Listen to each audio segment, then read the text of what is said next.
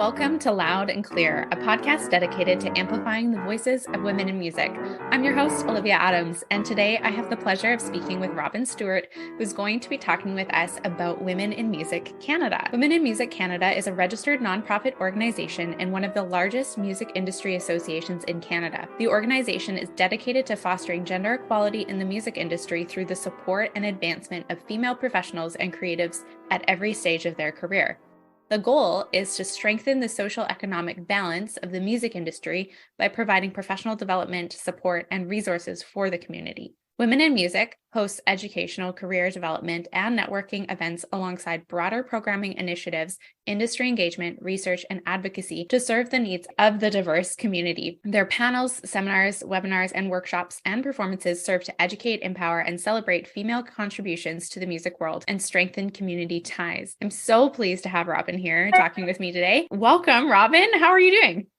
I'm great. How are you? I'm doing well. Thanks for coming on the podcast. Thank you. I wondered if we could begin our conversation by talking a little bit more about what is Women in Music Canada for those who might not be familiar with your organization, and what is some of the important work that's happening within that organization? Mm-hmm. So Women in Music Canada is a national organization. It's been around since 2014.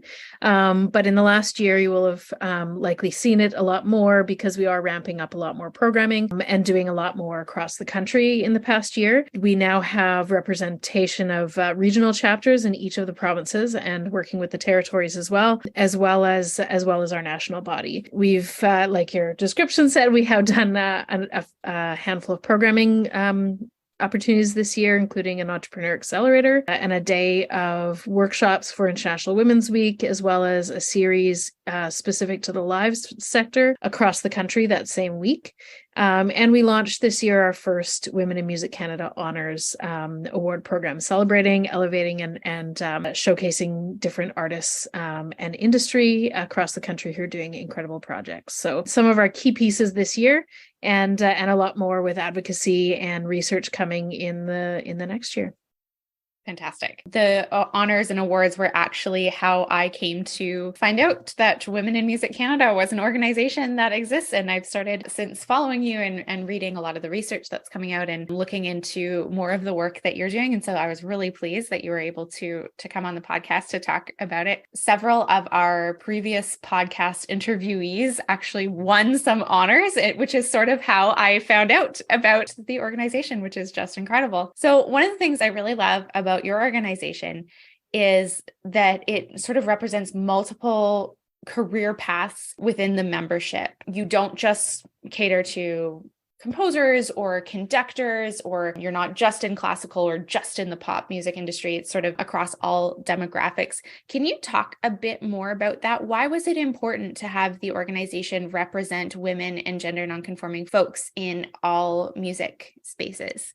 Well, because when we look at the landscape of music in the Canadian industry as well as across the world, there is discrepancy in all areas. And we want to bring people together based on experience, common experiences that they have had in the past and currently, versus narrowing it into a specific group of women and gender diverse folks. So all folks that we that are part of our membership and that we engage and seek to support are brought together by a similar experience of having been discriminated based on their gender, have been put in difficult situations based on their gender. And that's where the base and the core of our programming comes from. This past year, I spoke at an event specific to the jazz community, and learning that the numbers, when you look at the numbers of songwriters and of professional jazz musicians, it mimics and mirrors that across many sectors. In fact, in some places is actually lower. And equity is important across all sectors because, as we know, radio, agents,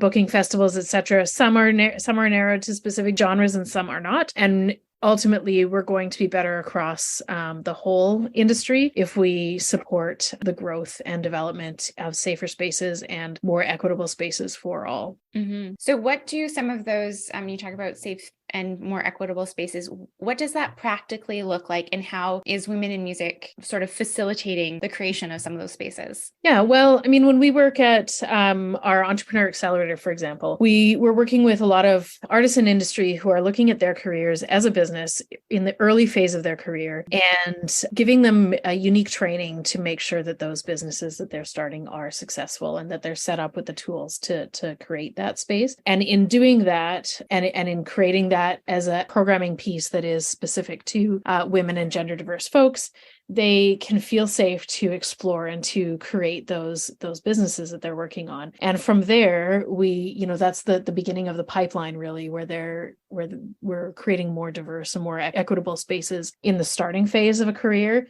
And the more we do that, the more we see that growth and the more we support that growth through mid to higher level career base, we're going to see a more balanced workspace in all organizations and industry. And as we do that, you have less situations where you're the only woman at the table, you're the only gender diverse person at the table. And that just automatically is going to relate to having camaraderie and having community and make it a lot harder for situations of the past to continue. Yeah. And what you're saying like perfectly echoes some research that's going on in the social sciences right now, which is that like if young people do not see themselves represented within media, within music and television and books and all of this, if they're not seeing themselves represented, they have poor mental health outcomes, they have higher dropout rates, and they're not like as likely to find success in the field. And so I think that the sort of early career mentorship, I can't remember the title that you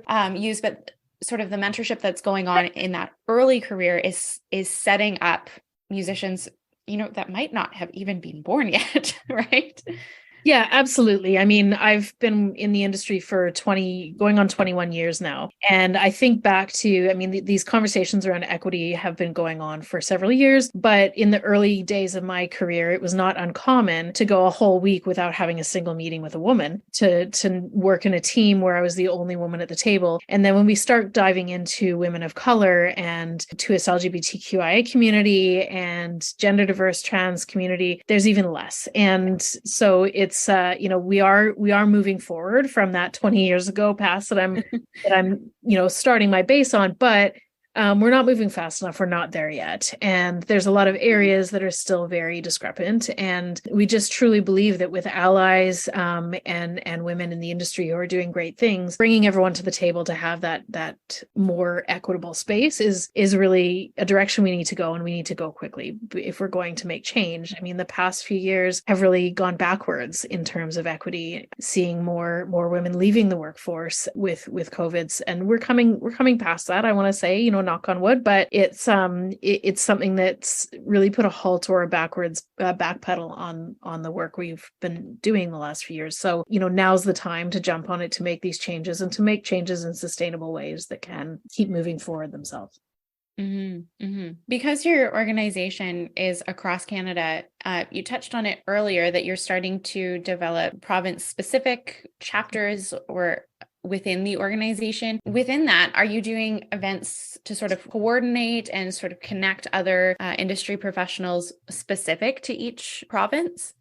Yeah, so we have chapter leads in each province, with Atlantic Canada being one together, and some of the bigger provinces have individual, like Ontario has Toronto as well as Ottawa. So the representatives in each of those areas are doing programming themselves. This coming year, what I'd like to really bring together with all of the different regions is to set up an ongoing plan of whether it's a bi-monthly meetup or casual event that we do on an ongoing basis, so that people in those regions can connect with each other, can have that face time that we've really missed over several years, and can start building that core expected piece.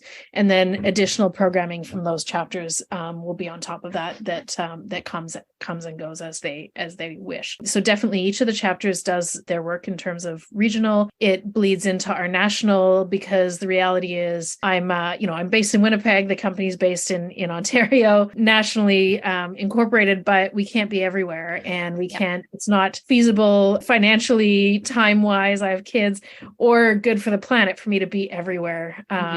year. So it's really helpful for folks, the folks who are part of those regional committees to do programming locally, to have that relationship with their members locally. And it just means the more we can do. Now, we work very closely in terms of collecting financing for these projects, and locally they do a lot. I look more nationally, and this is really a goal for this next year, is to work on more activity in the regions. Mm-hmm. So when you say programming, what does that practically look like? Is it workshops? Is it retreats? Is it just networking with other industry professionals? What does that look like? I'm sure there's a variety. Yeah, it's really different in each province. So I know like BC, for example, is working on a showcase that will be in Toronto, but with BC artists. A handful of the chapters are working towards doing bi-monthly meetup events where there will be a keynote or panel, and then casual meetup, casual networking. That's probably the most broad, what most people are doing. The Toronto chapter does bi-monthly showcases, for example, and that's something where any artist from Toronto can, or area that wants to come to Toronto for the showcase, can submit their material and be part of those showcases. So Toronto chapter is looking to be a lot more active, given that such a large percentage of our community is there, and so I'm working quite closely with them. But yeah, so they do showcases. Nova Scotia this past year did a really wonderful, I shouldn't say Nova Scotia, the Atlantic chapter this past year did a really wonderful workshop on trans inclusion in the music industry, to really dive into what that looks like and what work needs to be done. So it's really dependent on the regions, and I trust each of those regional leads to know what is most important for their region. And one thing we were able to bring this year with support from Heritage Canada was a 6-part series during International Women's Week, specific to the live sector. So looking at building your artist's live career, production, operations, financing and legal, talent buying, everything that's really specific to the live sector, because we find that sector is really one of the most discrepant when it comes to equity. And it's also one that comes with the most unique, aside from artists, it comes with the most unique time challenges and scheduling in terms of an actual career, which is, a natural, a big part of the reason why it is very inequitable currently. But we do have some incredible women and gender diverse folks in those areas, and we use this as a way to bring their expertise to the table and provide some resources that can live on in our resources on our website to help people moving in those career directions. That's great. That's really great. You mentioned earlier on the entrepreneur work that you're doing, as well as I know that your organization promotes research and creates playlists. I wonder if you could talk more to some of those other initiatives and just sort of letting our audience know, what does it look like? Because maybe they're not necessarily a woman in music, but they want to support through supporting the research or supporting, like listening to the playlist, they want to be more supportive of Women in Music Canada. What are some ways that we can do that? Yeah. So, obviously listening to playlists that we put out is a big thing, because that's money that goes directly to artist pockets. We put out playlists based in line with programs that we're doing. So if we're doing a program with a lot of artists, we'll put out one that includes those artists. We have some international programming coming up where we'll have playlists of all the artists going overseas with us. So do watch that. I highly suggest anyone interested in the community, whether you are a woman in music, gender diverse, or an ally, to sign up for our newsletter, because that's the best way to get the material, that's the information coming up and what we have coming down the pipe. And for women and gender diverse folks, we have a directory right on the homepage of womeninmusic.ca. We started it just over a year ago, last year on International Women's Day, and it has over 1,000 members right now. We are looking now to transition that and look at how we can take that information that people have entrusted us with and connect them better, and bring in some mentorship relationships within there and different opportunities from that directory. So it's a great time to sign up, or if you are on there, to go back and make sure that your search fields are filled in. If you're an artist, fill in your genre, your instruments, for example, because it's a great place for people to search, and even we use it for finding a photographer, videographer for an event, or a production team, or etc. And so we are going to activate that more. Entrepreneur program, we have a program coming up this year that's going to focus more on the other end of the pipeline, looking at leadership training that we'll be launching in the next month or two. And so all of these pieces, really the best place to stay in the know on those is to sign up for the newsletter. That will get you onto our connected with our socials and any e-blasts we send out between newsletters. We don't send a ton of stuff. We don't sell lists and we don't spam. We have a quarterly newsletter, and then we send a few important press releases and e-blasts between each of those, just to keep everyone posted. That's great. Thanks so much for letting us know about those. So as a researcher myself and someone who's really passionate about data, I wonder if you could talk more about the important research report that Women in Music Canada released last year, and how some of that research is informing the way your organization is going to take steps towards creating. The terminology used in there, I loved it. It was called like a support ecosystem, and some of those other core ideas. And I wonder if you could talk to the research and sort of what led to that. Of course. Now, this research, I will preface by saying this research was done before I started in this role. So what led to the actual research is less in my knowledge, but what came out of it was not too surprising, unfortunately, but also is exactly like you said, what we're using to lead programming and work that we're doing coming forward. The research was done primarily with Ontario a focus, but we found really extrapolating that across the country is not, it shows the same numbers. The reality is 80% of our industry is in Ontario. The majority of folks interviewed on that one were early career level folks just finishing post-secondary education, and then some more senior. And it found shocking numbers like 81% of the folks interviewed indicated that they had already experienced some sort of discrimination or harassment based on their gender. And that of that, 67% of the total interviewed indicated that they were already considering whether this was not the career for them based on that. And so it was shocking. And it was what's really important about that number, and why that one sticks in my mind from the research, is that if we have folks, if we don't have a balanced group of graduates out of university and early level entrepreneurs and early level career path folks, then we're never going to correct the gross imbalance at the top level. We need to have people coming into the industry and starting fresh in the industry at a really nice, equitable balance, or we're already at a deficit. It also showed some of the barriers to success in the industry, highlighting things that, again, not surprising. We have a lack of mentorship, a lack of senior mentorship, specifically a lack of senior leadership that is female and gender diverse. And so folks coming into the industry, like we touched on earlier, they don't see someone who looks like them. They don't see allies or potential supports or someone they can look up to that says to them, you can do this, this is for you. And when you see top level folks being highlighted and recognized as all white men, for example, it's really defeating to an intersectionality, especially of young females coming into the industry that want to look at this as something to dive into and commit to and see as a long-term career. Mm-hmm. So we've bumped up, we used some of that research the results of that research to look at our Entrepreneur Accelerator program that was already running. But this past year, we added mentorship to it. Amazing. Yeah. And so it was a huge, it seems like a small ad logistically, but it was a huge ad in terms of the results and the comments that came out of that, both from the folks participating in it and the mentees, saying, I have all this knowledge to share. Thanks for asking, and wanting to see these folks succeed.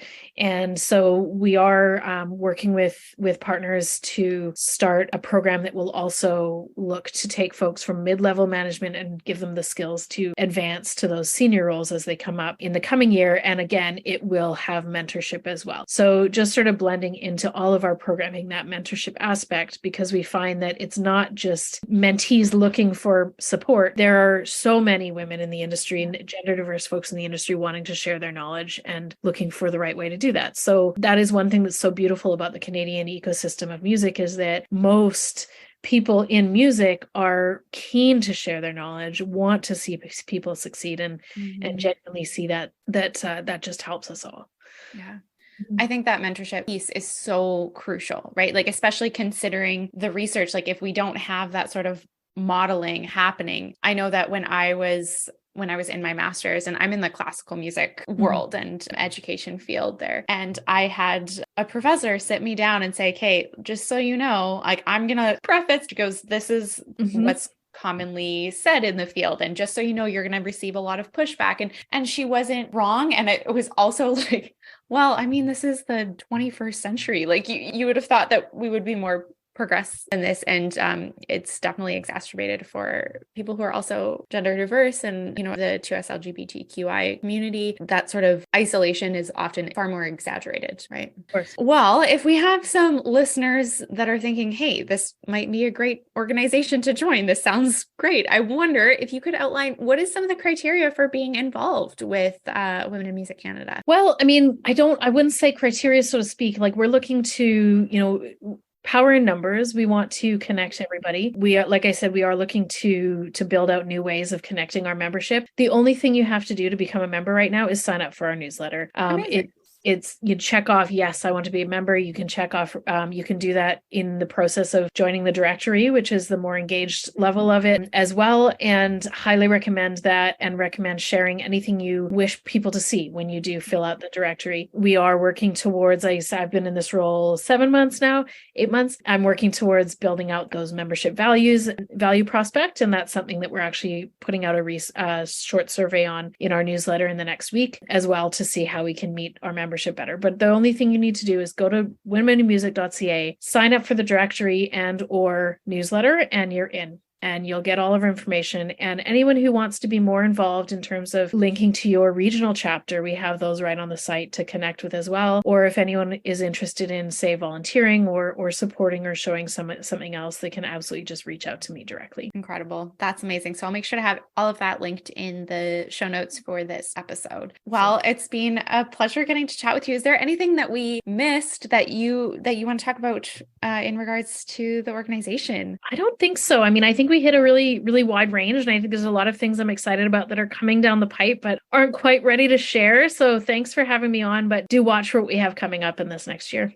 Fantastic. Well, I wanted to wrap up our chat with a few rapid fire questions. These ones are slightly changed from my usual 5 questions, but I wondered if you have a favorite song or piece of music that you like to listen to boost your mood. Noella Charles' latest album is on my record player, and when I'm writing grants but need to push myself forward, I throw it on. Yeah, I love it. Have you ever been given bad career advice? What was it? I was once hired for a role and was called by one of the board members and told that I had a lot of work to prove myself because there were a lot of other men who had applied and were as qualified or more than I was. And to me, that was bad career advice in a way, but it also stuck in my head as, I'm going to prove you wrong because that's ridiculous. Yeah.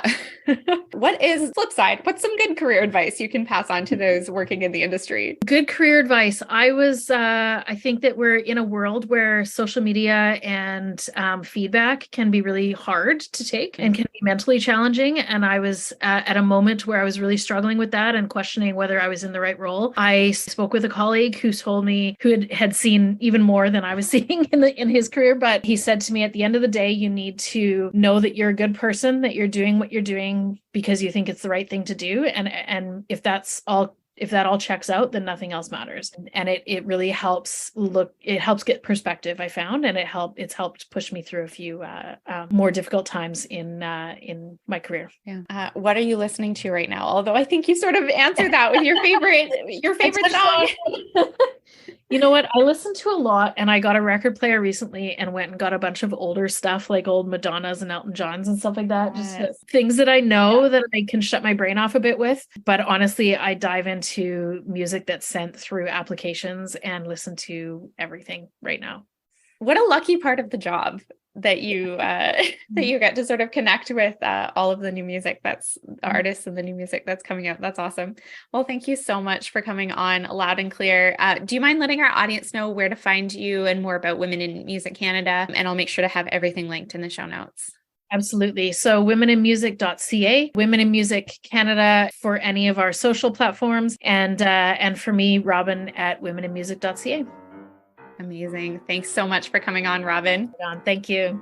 Thank you to the Saskatoon Symphony Orchestra for sponsoring this podcast. Make sure you head over to saskatoonsymphony.org to purchase tickets for upcoming shows. And if you don't live in the Saskatoon area, you can watch these shows via concert stream by following the link at the top of the website. I'm your host, Olivia Adams. This is Loud and Clear, and you can find me at OA Music Studios on socials. Thanks for tuning in. We'll see you next time.